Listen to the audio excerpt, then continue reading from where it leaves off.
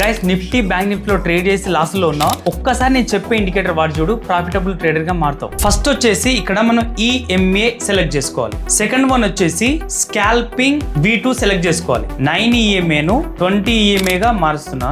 ఇక్కడ స్ట్రాటజీ ఏంటంటే buy side తీసుకునేటప్పుడు ప్రైస్ వివ్యాప్ సూపర్ ట్రెండ్ అబోవ్ ఉండాలి, 20 EMA బ్రేక్ చేయాలి. డౌన్ ట్రెండ్ అయితే ప్రైస్ వివ్యాప్ బిలో ఉండాలి, సూపర్ ట్రెండ్ బిలో ఉండాలి, 20 EMA బ్రేక్ అవ్వాలి. సో అప్పుడు సెల్ సైడ్ తీసుకుంటాం. ఎగ్జాంపుల్ ప్రైస్ ఇక్కడ వచ్చేసి వివ్యాప్ బిలో ఉంది, వివ్యాప్ below super trend and 20 EMA break అయిపోయింది. సో ఇక్కడ మళ్ళీ ఒక బులిష్ క్యాండిల్ ఏర్పడింది. ఈ bullish candle below trade down కు తీసుకుంటాం, ఈజీగా టార్గెట్ అచీవ్డ్. అదే విధంగా ఇక్కడ కూడా చూడు, ప్రైస్ వివ్యాప్ బిలో ఉంది, సూపర్ ట్రెండ్ బిలో ఉంది, 20 EMA బ్రేక్ అయింది. డౌన్ కి ఇక్కడ ట్రేడ్ తీసుకుంటావు, stop loss above candle, target achieved. Price వివ్యాప్ below, super trend below, 20 EMA break, ఈజీగా కన్ఫర్మేషన్. ఇక్కడ క్యాండిల్ ఎంటర్ అయినా స్టాప్ లాస్ అబో పెట్టేస్తావు. సో ఈజీగా అచీవ్. బై సైడ్ కూడా సేమ్, ప్రైస్ అబో వివ్యాప్, super trend and 20 EMA break. So ఈ bearish candle break చేసింది, ఇక్కడ ఎంటర్ అవుతావు, స్టాప్ లాస్ బిలో, ఈజీగా టార్గెట్ అచీవ్. ఎప్పుడు ట్రేడ్ చేయొద్దు. ప్రైస్ వచ్చేసి వివ్యాప్ అండ్ సూపర్ ట్రెండ్ మధ్యలో ఉన్నప్పుడు ట్రేడ్స్ అవాయిడ్ చేయాలి. సో ఇండికేటర్ లింక్ కావాలంటే ఇండికేటర్ అని కామెంట్ చేయండి, డైరెక్ట్ గా నేను DM చేస్తాను. So thank you for watching, follow for more videos.